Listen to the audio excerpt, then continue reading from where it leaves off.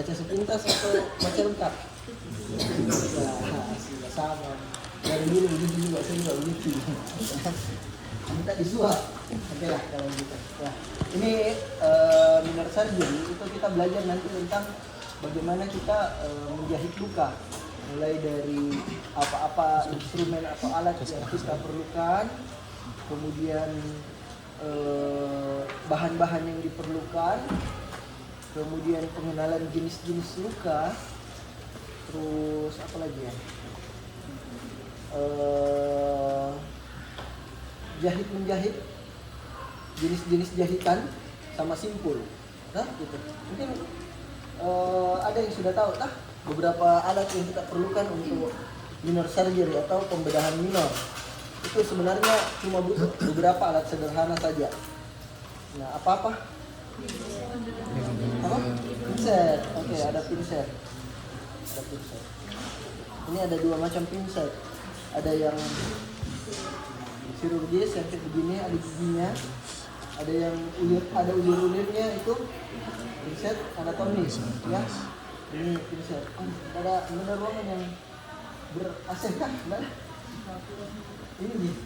Sudah lah, nggak apa-apa. Nah, cara pegang pinset itu seperti pegang pulpen. Nah, seperti pegang pulpen. Ini ada gripnya. Kan? Lihat, ada grip. Gripnya itu yang dipegang. Ini. Ya, gripnya itu yang dipegang. Ya, ada grip di sini.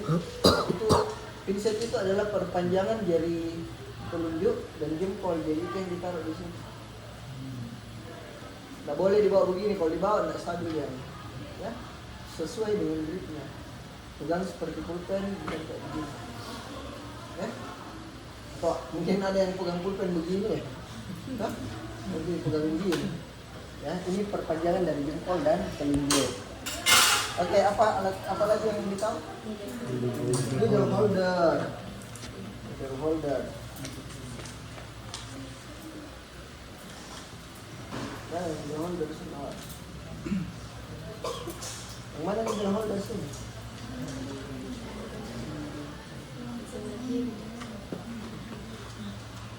Dari dulu itu mana?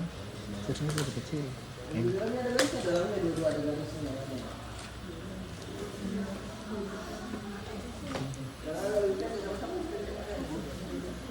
Oh, ini ya katanya. Ya, setuju yang ini. Needle holder. Yang mana? Ini apa ini? Yang kanan. Oh, kalau yang sisi kanan bilang kanan, sisi kiri bilang kiri. Lihat yang lebih tebal rahangnya.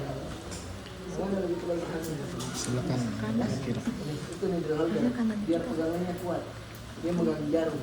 Nah, ini needle holder. Ada pengaitnya. Dia ada giginya, saling berkait. Begini-begini. Nah, ini. Cara kerjanya itu dia saling mengait. Cara lepasnya pisahkan aja, dia ditarik. Ya, kalau ini ditarik sampai patah jari nggak lepas dia, tapi kalau dipisahkan, ya kan ada satu begini, jadi pisahkan begini. Ya, pisahkan saja begitu. Cara pegangnya itu satu ruas jari jempol masuk, satu ruas jari manis masuk, distabilkan oleh jari tengah dan ini cara pegangnya. Cara lepasnya kalau begini, ini mendorong ke sana, ini menarik ke dalam. Ya, bukan ditarik begini, tidak bisa ditarik begini. Ya, mendorong, menarik. Ya, didorong, ditarik. Begitu cara pegang instrumen yang punya lubang kayak begini. Ya, tidak ada. Kalau pegang begini salah, ini tidak stabil. Ya, apalagi ini tidak stabil. Yang stabil, buat dia stabil itu jari manis dan jari jempol. Apalagi yang kita instrumen sederhana, gunting, ya, ada atau skisar. Banyak macamnya gunting. Ini yang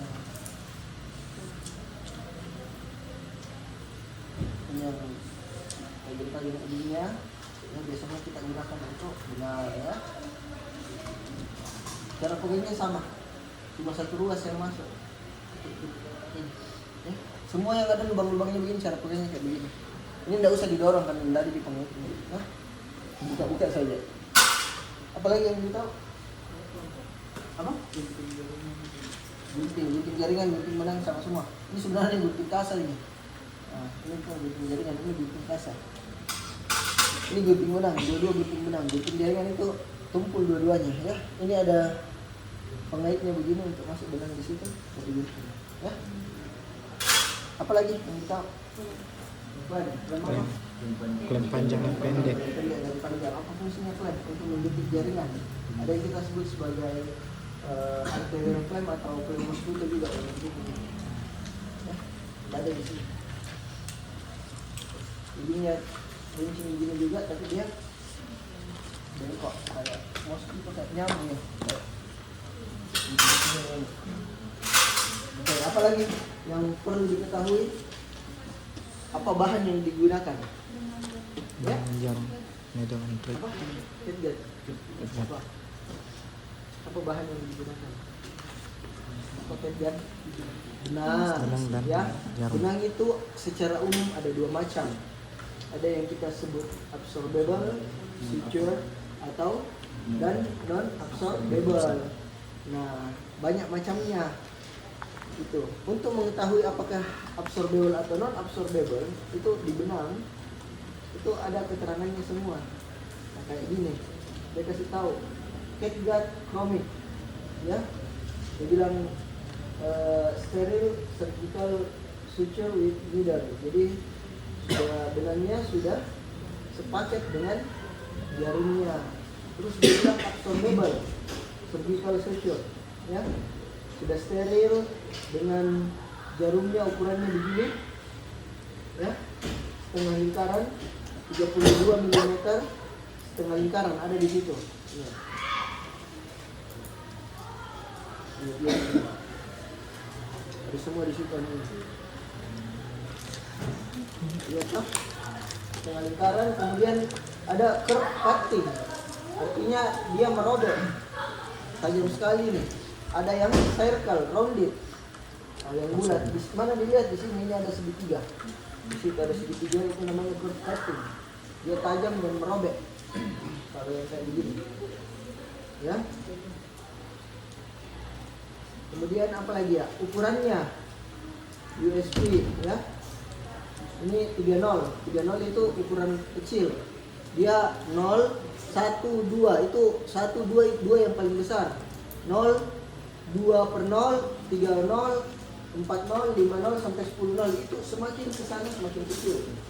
Ya, jadi kalau ada per 0-nya makin besar angkanya, makin kecil dia. Ya. Itu. Ini 3 per 0, 3 0. Ada yang 0, 1, 2. 0, 2 0, 3 0, 4 0, 5 0, 6 0 sampai 10 0. Itu macam-macam. Ini yang absorbable, ada yang non absorbable. Nah, kapan kita pakai benang-benang yang absorbable dan non absorbable? Hah? Kalau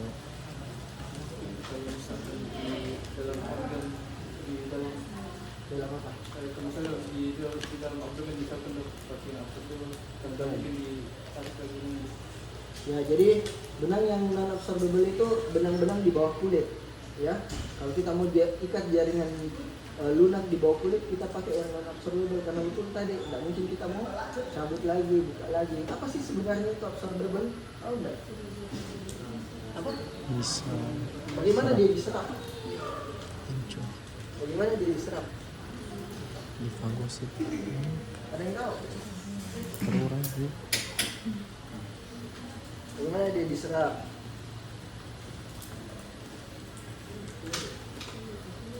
Ada? Ya, jadi benang absorbable itu dia hilang di dalam tubuh karena bukan diserap sebenarnya, Fagosit. dia dimakan oleh makrofag, ya. Karena sifatnya dia mudah dihancurkan oleh makrofag, makanya dia disebut absorbable. Nah, yang begitu ada macam-macamnya lagi. Berapa lama dia diserap? Ya, ada yang cepat yang kayak begini. Ini 7 sampai 10 hari sudah hilang, terserap. Ya. Yang plain, yang chronic ini agak lama. bisa sampai 21 hari. Ya, yang plain catguard itu bahkan lebih cepat.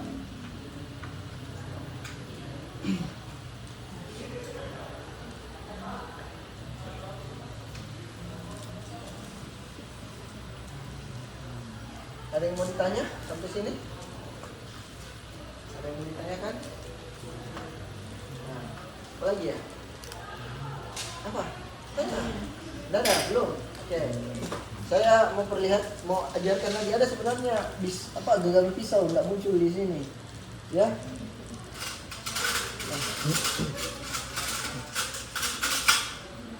Nah, kalau buka yang kayak begini, itu cara bukanya bagaimana, Dek? Ini ada tempat bukanya di atas. Ya. Ini di dalamnya steril, dia sudah bilang steril sampai waktu expire-nya. Cara bukanya begini. Jangan pegang lagi di dalam, kasih orang yang steril, ya. Nah, penting kita ketahui juga dalam melakukan tindakan pembedahan minor, ya, kita harus menjunjung tinggi dan menjaga prinsip sterilitas, ya. Harus steril. Steril itu apa? Bebas dari mikroorganisme dan kontaminan lain, ya, kontaminan lain. Karena luka yang ada pada tubuh, luka yang kita buat atau luka yang terjadi di tubuh itu adalah port di entry masuknya kuman atau mikroorganisme. Karena kita tahu kulit itu sebagai barrier terbesar, terluas sistem imun kita juga. Kapan dia robek, rusak, itu tempat masuknya kuman. Sehingga apa yang kita tusukkan, apa yang kita sentuh di situ itu harus steril. Ya, biasanya apa yang kita gunakan ya untuk melakukan buat desinfeksi, buat steril itu luka sekitar situ. Iodin. Pakai apa? Apa? Alkohol swab. Apa lagi ada yang tahu? Kalau misalkan luka robek apa?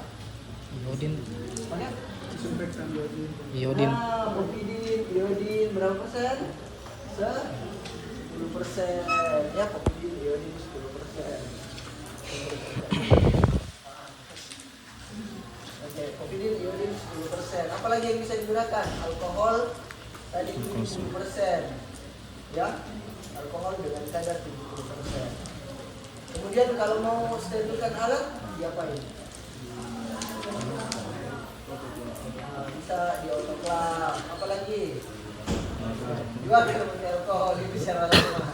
Juga merusak alat. Apalagi? Di buku situ apa dibilang? Untuk sterilkan alat itu apa? Apa? Enzim, bisa pakai enzim. Apa namanya? Biasa? Enzim. Ya bisa, kalau misalnya ada stabilis. Apa lagi yang kita tahu? Pakai enzimatik. Chlorhexidine. Ya? Itu apa? Itu preparat-preparat yang bisa kita gunakan untuk mensterilkan alat. Ya? Kemudian prinsip umum dalam melakukan minor surgery itu kita tidak boleh memegang instrumen tajam menggunakan tangan kosong. Sehingga tadi ada fungsinya ini untuk memegang yang tajam-tajam. Apa contohnya? Bisturi. Apalagi contohnya? Jarum. Itu tidak boleh dipegang pakai tangan kosong. Jadi kalau ada yang kayak begini, kalau ini benangnya boleh dipegang, jarumnya jangan dipegang, ya, karena tajam dan bisa melukai kita. Nah, prinsip lain yang harus diketahui untuk meletakkan jarum itu dijepitkan ke needle holder sepertiga proksimalnya sama di ujung needle holder, ya. Harus tahu juga cara kita memegang itu yang bergerak adalah ya pergelangan tangan. Ini dong, ini enggak begini, bukan mau mencangkul, ya, pergelangan tangan saja. Itu yang bergerak, ya.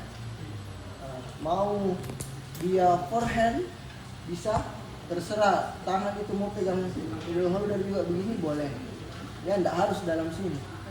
Ya, bagaimana posisi ergonomis kita untuk memegang middle order terserah. Begini kah? Ya, begini, ya, begini kah? Ya. Nah, kemudian jarum selalu masuk tegak lurus di tepi luka. Jadi tegak lurus itu begini, bukan begini. Ya, kalau miringnya begini, jatuhnya begini kalau miring. Tegak lurus. Jadi luka itu nanti akan membentuk suatu lingkaran ketika dia masuk dan keluar. Ya, 1 cm, kemudian dia berputar, langsung lagi ke sini. Kalau dia masuk tegak lurus itu pasti ini di sini sama. Ya. Ini jarum juga bisa diputar backhand. Ya, tergantung posisinya di mana nyamannya ya. Oke, begitu cara memegang jarum. Cara menyimpan jarum supaya safety begini. Diputar, masuk. Kalau mau dipakai diputar lagi keluar. Hah? Mau disimpan diputar begini, jadi aman, tidak akan melukai. Ya. Oke, itu pengenalan alat, cara handling instrumen. Ada yang mau ditanyakan?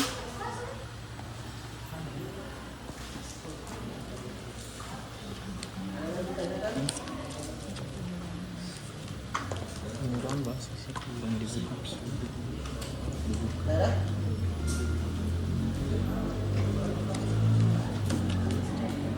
Tidak.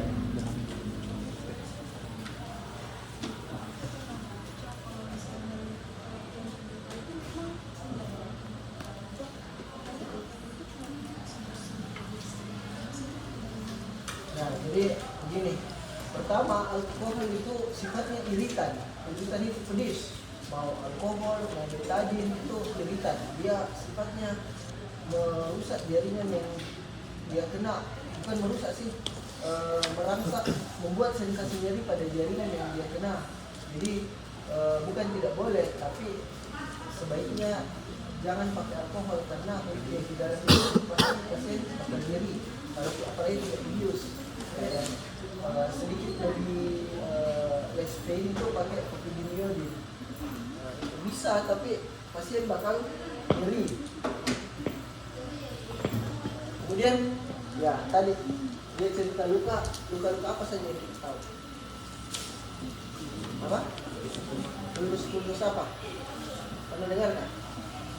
Luka apa sih yang bisa dijahit? Kalau yang mana tidak bisa dijahit? Ada yang tahu macam-macam luka. Kalau luka robek karena benda tumpul, apa namanya? Luka robek, lukanya robek. Ada benda tumpul, misalkan kepala saya terjebak di meja. Itu fulus apa? Kalau robek dia. Fulus noseratum, ya. Robek gara-gara kena itu noseratum. Misalkan di meja, ya.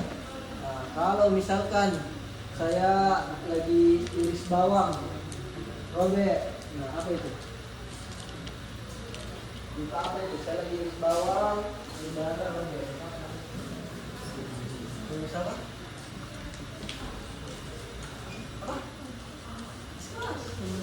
Ya, fulus kisum. Fulus skisum. Saya jalan-jalan injak paku tertusuk, itu fulus apa?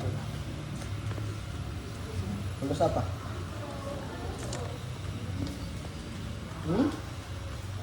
Saya jalan-jalan injak paku tertusuk, fulus apa itu? Fulus Fulus pungtom. Ya, Pungtom. itu saya lari-lari jatuh di aspal, tergores. Apa? Tergores. Iya. Di kamar fulus apa namanya? Fulus apa namanya kalau gitu? Fulus excoriatum, ya. Excoriatum. Apalagi yang kita tahu? Fulus excoriatum.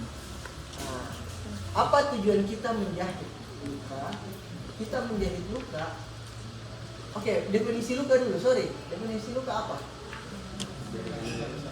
Jaringan yang rusak apalagi? Apalagi? Luka adalah apa? Terputusnya suatu kesinambungan atau kontinuitas jaringan. Jadi jaringan itu tidak terluka diputus. Tujuan kita menjahit adalah Menyambung.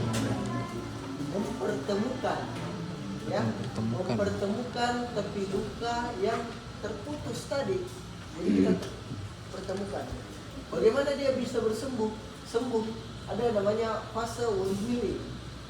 Fase wound healing itu utamanya ada 3, ya. Fase inflamasi, proliferasi, dan fase Diferensiasi. remodeli. Ya, ada 3 yang utama.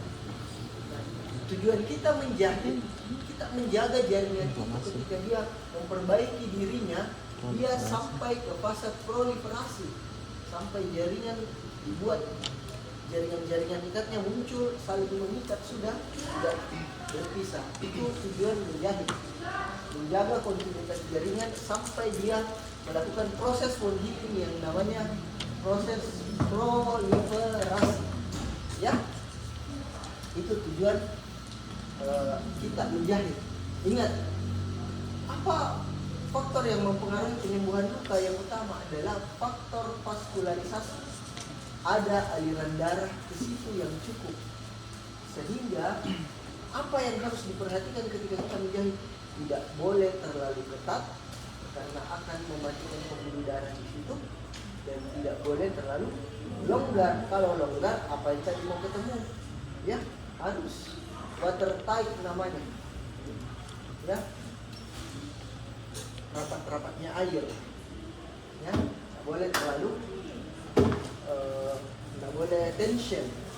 Boleh, kalau tension dia akan merusak pembuluh darah di sekitar luka sehingga menghambat proses penyembuhan luka. Oke? Sampai di sini ada yang mau ditanya. Sampai jam berapa ceramahnya ini? Jam 3. Oke, panjang ceramah mau.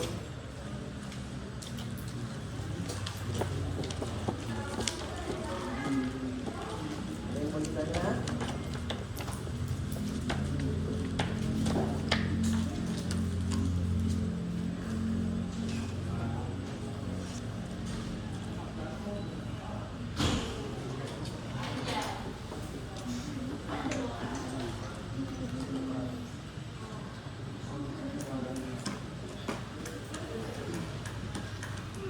Oke.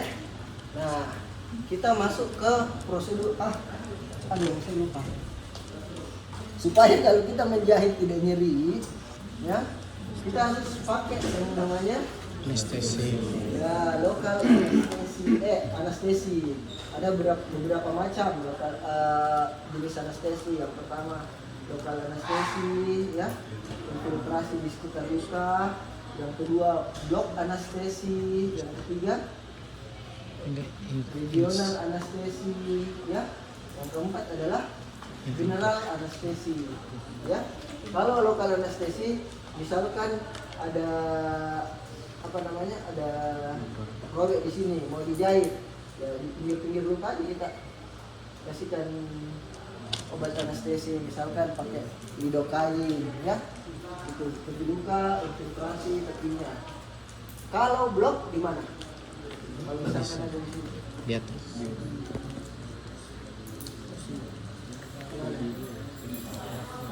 Ya, dia di nervus mana? Kira-kira? Nervus radialis. Ya, bisa di radial dan ulnar itu di blok. Ya, kalau regional di aksial. Di aksialis, ya. Sama kalau kayak kaki. Kalau misalkan ada longek di sini, ya, kita bisa infiltrasi lokal, bloknya di nervus apa di belakang sini? Luminalis. Bukan nervus. Ini Apa yang jalan di belakang sini? salinan. Apa? Siatik mas. Nervus apa? Nervus. Apa? Serius di sini. Nervus apa? Ini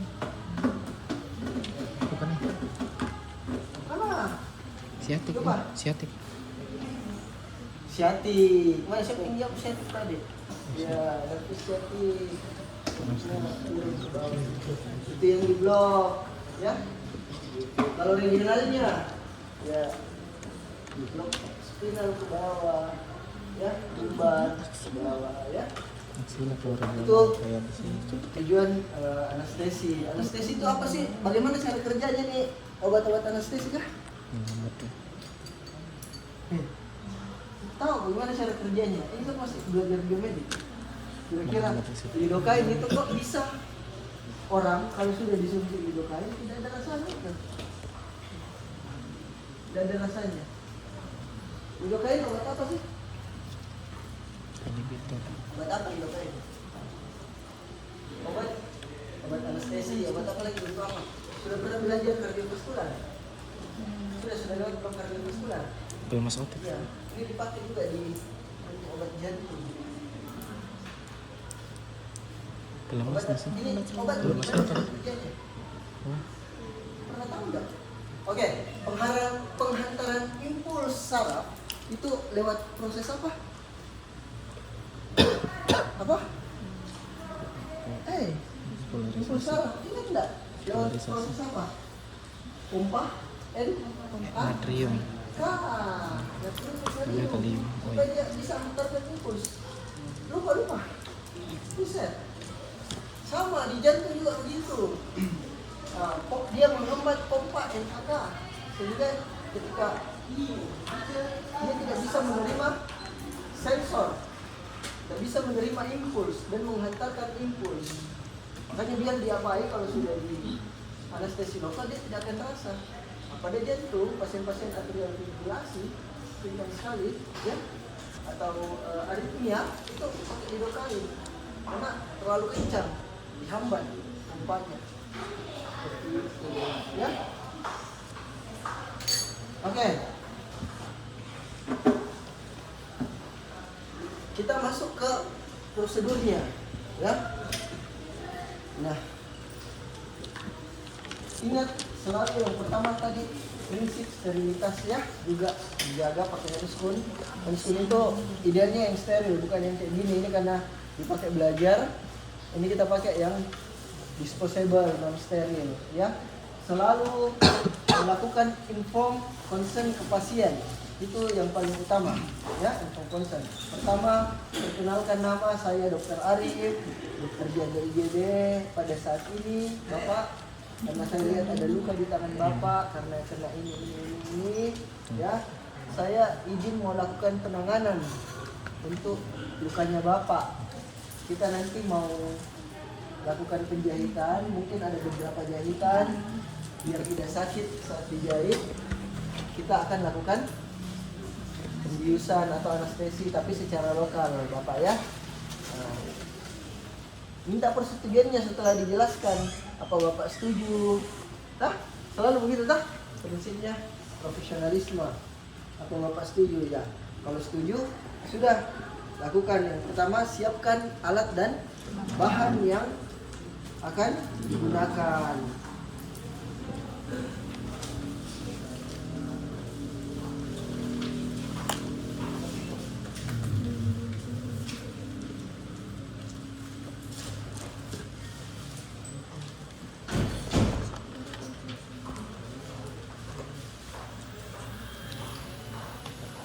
Siapkan alat dan bahan yang akan digunakan.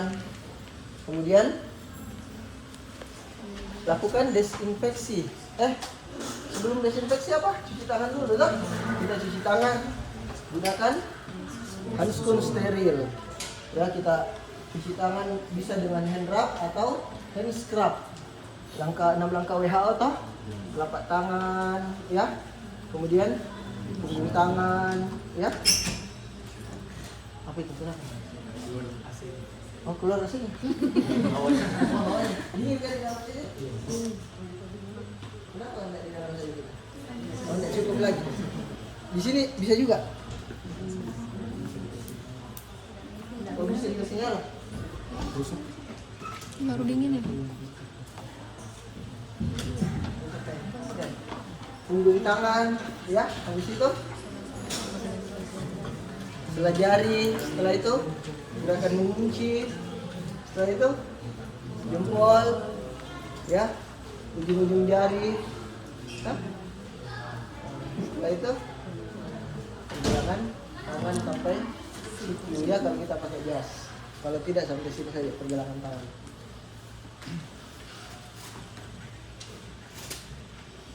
Setelah itu gunakan handscoon. Kalau handscoon steril itu modelnya kayak gini. Nah, ada yang dilipat. Itu tempat yang dianggap non steril. Ya, dianggap non steril. Cara pakainya ya pegang yang ini. Habis itu masukkan tangan. Intinya tangan ini jangan pernah memegang yang tempat steril, toh? Sudah pernah aseptik prosedur kan? Ya. Jadi masukkan tangan. Ya, setelah itu ini masuk ke dalam sini. Nah.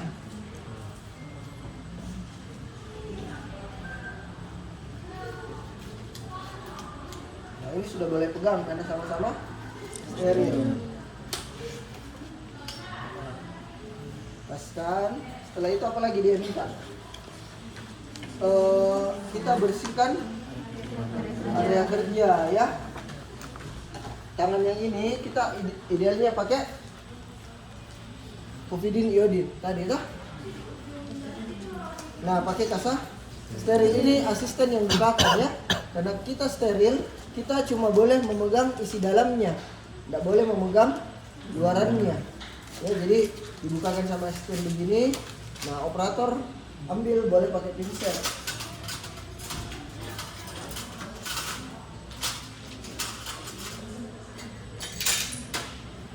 Ambil pinset, di dalam ini sudah ada povidin iodin.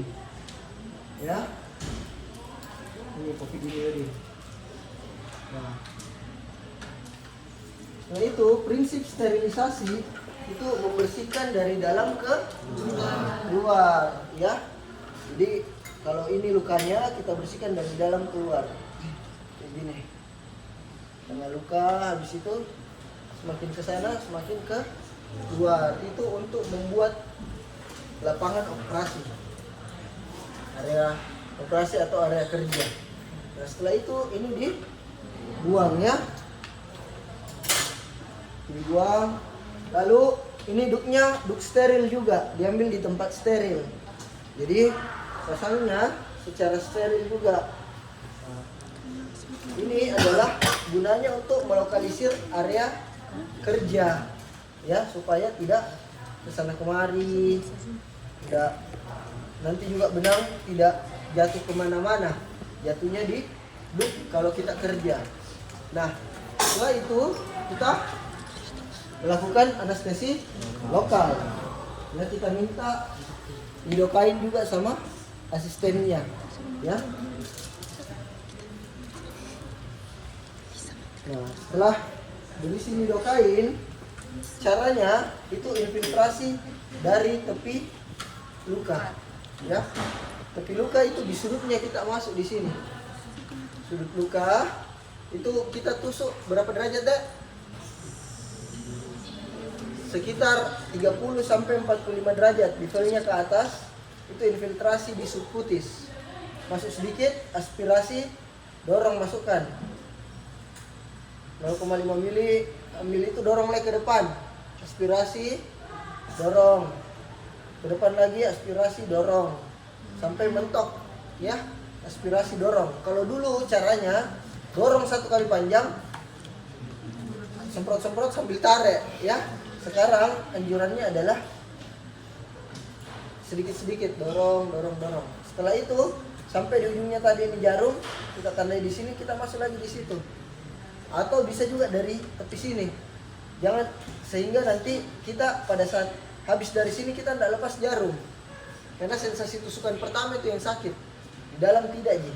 Nah, dorong. Setelah itu dari sini lagi, V lagi, gini. Nah, sehingga cuma 2 kali ditusuk orang. Oke? Itu. Setelah itu kita tunggu. Itu lidokain ada namanya rule of 3. Apa 3-nya itu? 3 miligram per kilogram berat badan dosis maksimalnya. Kemudian 3 apa lagi? 3 menit onset kerjanya, 3 menit baru dia bekerja optimal. Yang tiganya apa? 1, 30 menit durasi kerjanya. Ya, jadi kalau kerja kayak begini pakai lidocaine biasa itu selama 30 menit sudah nyeri pasien. Nah, ada alternatifnya, pakai yang namanya lidocaine epinephrine atau apa ya namanya, Lidocom mereknya, atau PHK-in. Itu lidocaine dicampur dengan epinephrine. Pencampuran itu memberikan efek apa? Pertama, dia bisa memberikan efek vasokonstriksi pada pembuluh darah yang dia kena. Jadi lebih tidak berdarah dia. Kemudian durasi kerjanya memanjang sampai 2 jam. Jadi efeknya itu. Cuma apa? Hati-hati pada daerah-daerah yang distal. Bisa saja konstriksi mati pembuluh darahnya. Misalkan di jari, itu tidak dianjurkan. Kalau mau sirkum penisnya anak-anak itu tidak dianjurkan. Kemudian apalagi pasien-pasien yang memiliki tekanan darah tinggi.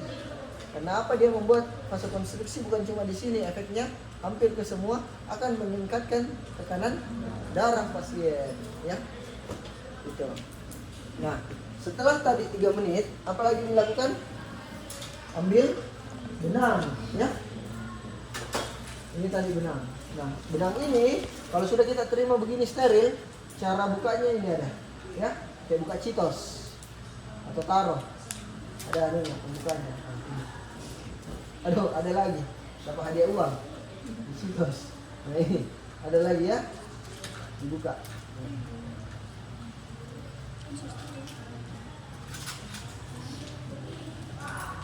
Setelah itu kita ambil dalam begini. Ini jangan taruh ini benang di sini. Ada caranya. Buka aja kertasnya begini. Ini sudah ada jarum di sini. Yang diambil jarum, bukan benang. Ya, jangan mengambil jarum. Jangan mengambil benang. Ini. Tarik sampai benangnya keluar.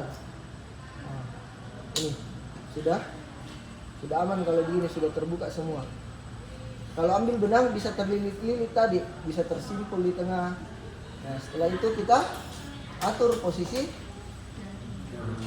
jarum, ya. Letaknya di mana? Sepertiga maksimal. Nah, kalau ada luka linear begini, ya. Luka linear, misalkan ini tangan, ya. Ini luka linear. Itu cara jahitnya bagaimana? Kita mulai dari tengah, baru potong dua dari tengah, begitu. Ambil misalkan ini, ambil pembagi tengahnya, baru ke sini, baru kalau belum cukup ke sini. Dia bilang di situ asal tidak terlalu rapat, ya. Asal kan tujuan kita apa tadi? Menghubungkan jaringan, ya. Nggak usah terlalu kencang, yang penting dia terhubung. Nah, kemudian tusuk tegak lurus 1 cm, ya, dari tepi luka. Nah, tusuk tegak lurus, kembali ke luar, keluarnya juga tegak lurus. Kemudian ambil,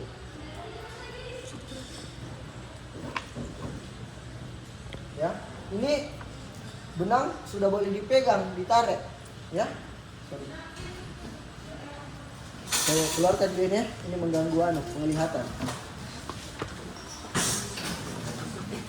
Ya, ini benang boleh ditarik. Lihat tak?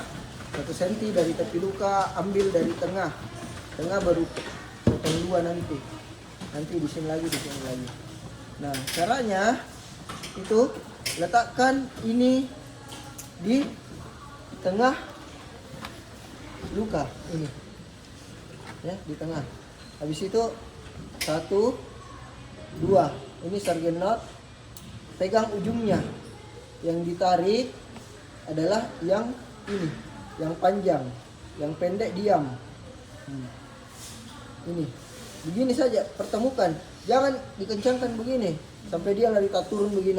Ini namanya eversi. Ini justru luka tidak akan sembuh karena tujuan kita adalah mempertemukan tepi luka. Justru kalau dia tidak begini, dia naik begini, itu tidak sembuh. Karena bukan tepiannya, kita mau membuat dia menyatu. Kalau dia bukan jaringan yang sama, dia tidak akan menyatu. Tujuannya adalah watertight. Setelah itu taruh dia di samping ini simpulnya, ya, masuk di tengah lagi, putar, ya, lawan ke sana, masuk tengah lagi, putar, kembali lagi ke arah kita, sampai berapa kali? Minimal 4 kali. Tahu kan tadi yang pertama 2, 1, 2, toh? Sudah 1 kali lagi, 1 kali lagi, jadi 4, toh? Minimal 4 kali. Setelah itu gunting sekitar 1 cm.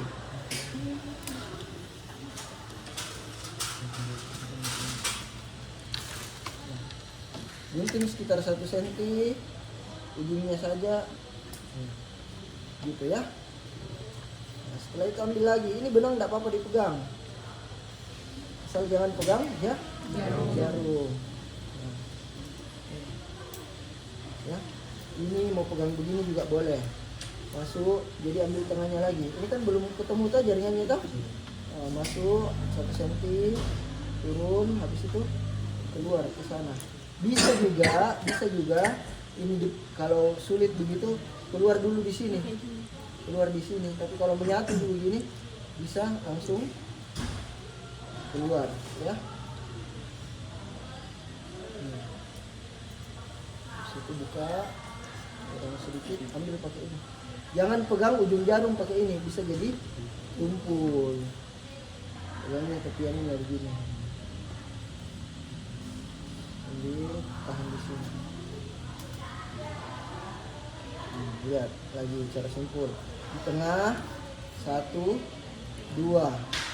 Nanti tarik ini ke arah kita, yang tangan kiri menjauh. Lihat ini model simpul begini. Kalau kita tariknya salah, begini simpulnya.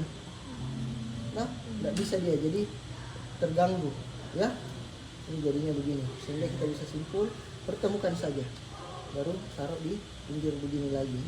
Nah, ini kembalikan arahnya tadi, arahnya ke sana lagi, ini tarik ke arah kita. Nah, ini lagi begini, arah ke kita lagi, gitu, selang-seling, bolak-balik, ya. Itu sampai dua, ya. Kembali ke sini lagi. Ada yang juga namanya manuver backhand. Kalau misalkan dengan forehand tidak bisa begini, ya. Cuma ini nastinola buat kalian, ya. Masuk, ambil tengah kaki lupa begini, kan?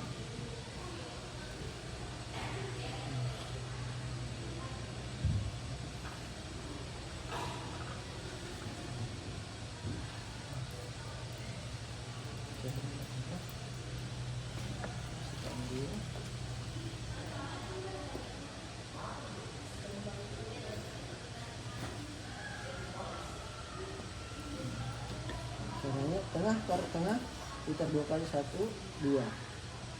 Ini buang ke sana.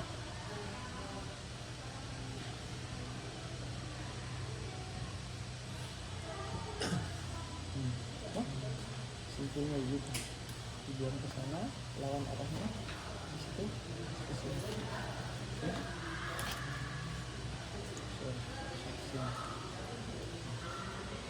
Biar dia ketemu.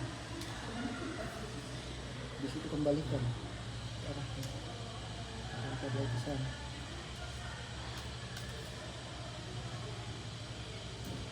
Ya, paham tak?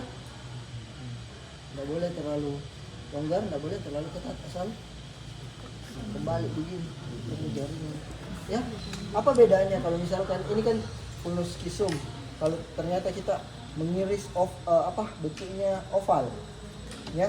Cara jahitnya itu dari tepian-tepian, sini, ke sini, ke sini, ke sini, ke sini, ke sini. Tah? Gitu. Ya. Kalau dia linear lurus dari tengah, bagi dua lagi, bagi dua. Kalau pokoknya dibagi-bagi 2. Ya. sampai tertutup dengan baik begini. Kalau ternyata ini masih longgar, nah kita ambil lagi tengahnya, ya. Oke, ada yang mau ditanya sampai sini? Apa lagi teknisnya bilang? Nah itu gitu. Ya. Setelah itu menutup buka jahitan. Kita simpan, kita tutup, kita bersihkan dulu. Kita bersihkan dulu pakai NaCl. Nah, setelah itu kita tutup pakai kasa bersih, kasa steril. Ya, kita tutup begini, plester. Nah, seperti itu. Setelah itu kita laporkan hasilnya. Kita rapikan alat dulu, baru kita laporkan hasilnya. Jadi tadi telah dilakukan, Bapak, saya sudah melakukan penjahitan di tangan Bapak. Ini nanti idealnya kalau di kulit ya tidak pakai benang absorbable, pakai yang non absorbable. Nah, ini nanti jahitannya itu ada 3 jahitan Pak. Nanti harus dicabut karena benangnya tidak diserap, edukasi begitu. 3 hari ke depan kita ganti perban, dibersihkan lukanya setiap 3 hari. Ini hari ke-12 atau hari ke-14 kita cabut jahitan kalau lukanya sudah menyatu, kering, sembuh, ya. Seperti itu. Ada yang mau ditanyakan Bapak? Kalau tidak ada, prosedur tindakannya sudah selesai, ya. Oke? Sampai di sini ada yang mau ditanya? Atau ada di checklist tidak dikerjakan? Dokter itu yang bertanya dokter. Jadi kalau seandainya dokter kan kita dapat luka luka terus kita sudah lifting, sudah rapi, ternyata terjadi pendarahan lagi dokter. Itu harus dibuka ulang dokter. Ya harus dibuka. Harus dijahit.